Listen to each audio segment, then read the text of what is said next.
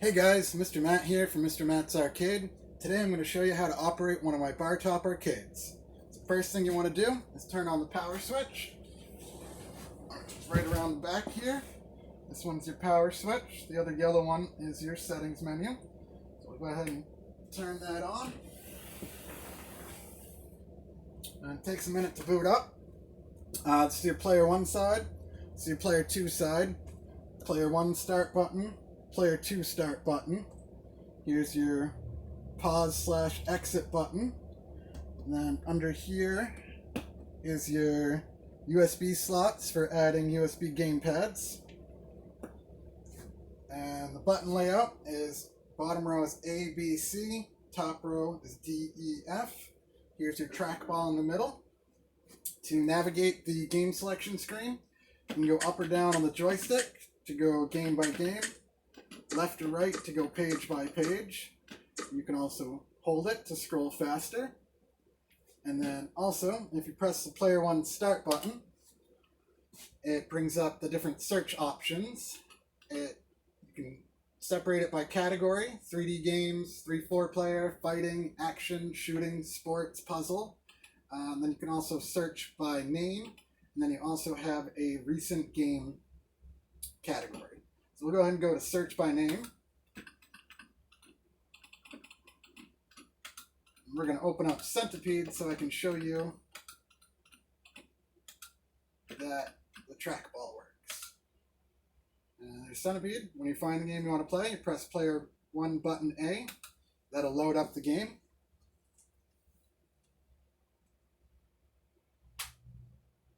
And then since this one is an arcade game, you want to press either the player 1 or player 2 start buttons. And then since there's so many different games, usually the easiest thing is just to press all the buttons to see what they do. A lot of the older games use buttons A, B, and C, the bottom row. Some of the fighting games use all 6. And as you can see, trackball works. And then when you want to exit the game, you can press this button here. And in here, you can do save state and load state. With some games, it works. If you were to save your state, you go back in later and do load state, it would pick up right where you left off. Also functions as a pause button. And then also you can go down to exit, hit the A button, and that'll kick you back to the main menu.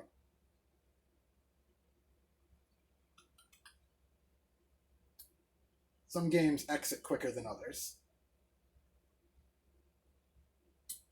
This one has over 3,000 games on it. The stock game board comes with 2,800 games, and then I've added a bunch after that as well.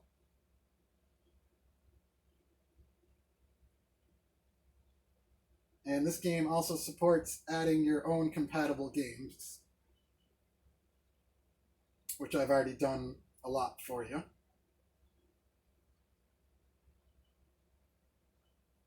Alright, so starting at 2801, here's where all the games are that I added. Through this section, you'll find a bunch of the trackball games. Got a couple of golf games, bowling games, Cabal, Crystal Castles. So there's a bunch of different ones in here. And then I've also added some other regular arcade games like Defender and Joust.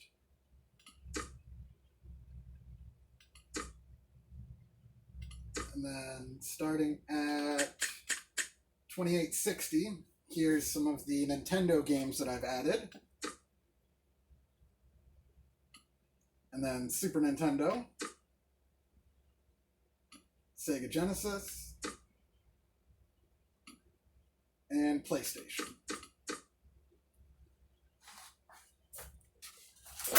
If you want to use the USB gamepads, you just plug them in.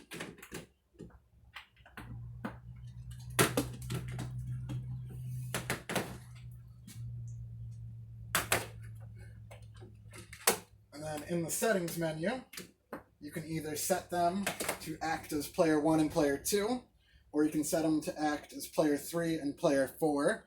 That way you can play the 4-player games. So let me go ahead and show you the settings menu. It's that little yellow button on the back next to the power switch. And that brings us into the settings menu.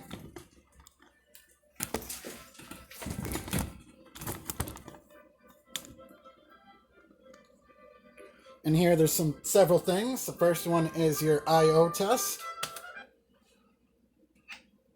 In here, you can check to see that all your buttons are working. A, B, C, D, E, F, up, down, left, right, up, down, left, right, A, B, C, D, E, F, start, and pause. So right now, everything's working. But if you thought you were having an issue, you could come in here to double check. And then it gives you instructions on it. So 1 player and start gets us back.